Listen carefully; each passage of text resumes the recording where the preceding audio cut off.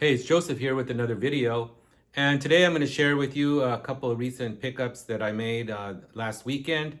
And so anyways, just going to jump in and get started. And first of all, the first record I'm going to share with you today is Miles Davis. This is Miles Davis in Europe, recorded live at the Antibes Jazz Festival. There's the back cover, and it's on the Columbia label. And what I'd like to say about this album is number one is the music is incredible. It's like it says, it's a live recording from Miles. I'm not sure about, I think it's from 1963, if I have it right. But it's a great group, of course, with Tony Williams on drums, Ron Carter, Herbie Hancock, and in this case on tenor, it's still George Coleman, because this was made right before Wayne Shorter would jump on board. But what really makes this album is incredible for me is when I was growing up, my dad had only one Miles Davis album in the house, and this was it. And he played this thing over and over. And I know his favorite track on here is Milestones. It's just a burning version of Milestones, and Miles is literally on fire during his solo, and Tony Williams backing him up on drums. And when my dad would listen to Miles playing on that, he would get so excited. Sometimes he would literally jump out of his chair. And so he would get so excited about this Miles Davis album. And I can remember many nights with him, late night listening sessions, he'd be playing and I'd already be in bed. And I'd be hearing this album, of course, Milestones, Autumn Leaves, a great version of Joshua. And then on side two, long versions of All of You and Walkin'. But the interplay between Miles and Tony Williams is really incredible. Especially, I think the fact is that Tony Williams at this point was, I think, what, 17 years old? So it's just mind-boggling to consider that he was so talented and creative at such a young age and really prodding Miles on to greater heights. And as you can see, the cover's worn and the back is worn, and the vinyl is probably very good to maybe very good plus, a little crackly and noisy. But in this case, it almost kind of makes it a little better because it kind of reminds me a bit of my dad's well-worn copy. But I'll be looking in the future, hopes to get an upgrade on it. But Miles Davis in Europe, a great addition to the Miles collection.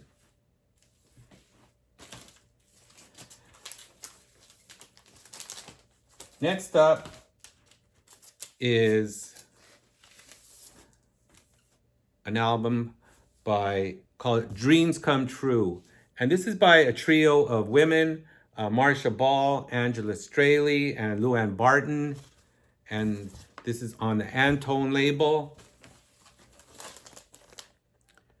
And what I really love about this album is I used to have this album on CD back on the day. And when I saw this past weekend in my local shop in the $5 bin in almost mint condition, I was thinking, wow, man, what a score. Because it's an incredible album. Of course, Luann Barton is one of my favorite blues singers, of course, here out of Texas. And she's still around even today. But here, I mean, they were really in their prime here. This one was done in the 1980s, I believe. Is there a year here? But like I say, this is 1990. So primarily this was, of course, when albums were, fading out of the picture, and it was mostly CDs. So as I said, I had this on CD. But it's a smoker of an album.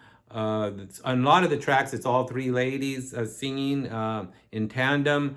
But my favorite here is, of course, Miss Luann Barton. She does a version of Good Rockin' Daddy, and just all around great cuts. A Fool in Love with all three ladies on board. But the other ladies, Angela Straley and, of course, Marcia Ball, the great keyboard player, also is on board.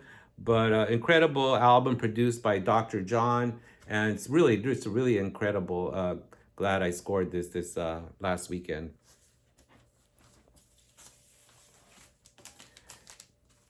And finally, another one, Oscar Peterson, and Joe Pass and Niels Peterson, Salel Playel, 1978, the Paris concert. Of course, this is on the Pablo label. Gatefold there with Joe and Niels. That's the Pablo label. But what I can say about this one is I'm not the biggest Oscar Peterson fan out there, but when he's surrounded by guys like Joe Pass and Niels Peterson, you can't go wrong. I mean, and then of course Oscar can just flat out play. I mean, he's just dazzles you with that technique and almost like Art Tatum flurries at sometimes. But here, backed up by Joe Peterson, sometimes he gets actually very lyrical. And then hearing Niels Peterson lay down those bass lines is just really stunning. And I really enjoy, they do solo spotlights too with Joe Pass doing a beautiful version of Loverman, and also Niels Peterson doing a solo spotlight on Samba de Orfeo, of course, that from the soundtrack. But they also do a smoking version of Donna Lee. Sweet Georgia Brown closes things out. Wonderful recording. And whenever I see a Pablo label, especially in the budget bins, I most of the time pick it up and you can't go wrong. Anyways, I think I have one more. I didn't have it in my pile here. And this is one that I've been looking to add to the collection too, because I'm a big, literally a big Joe Turner fan, and also a fan of the blues band Roomful of Blues. And this is an album that they did together called Blues Train, and it's Big Joe singing with the band. And this is on the, surprisingly enough, it's on the Muse label, the jazz label. And this comes from 1983. So Big Joe was still in his element, still sounding pretty good.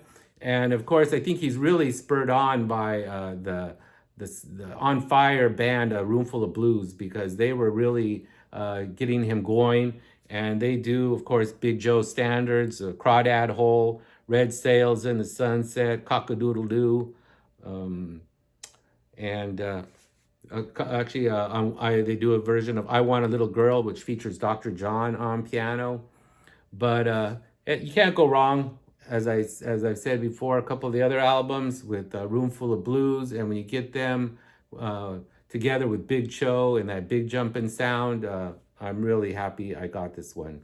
So Big Joe Turner, Roomful of Blues, and special guest, Dr. John. So those are a couple scores that I picked up this last weekend. Let me know if you picked up anything unusual, or if you're familiar with any of these artists. Like, subscribe. Till next time, Joseph out.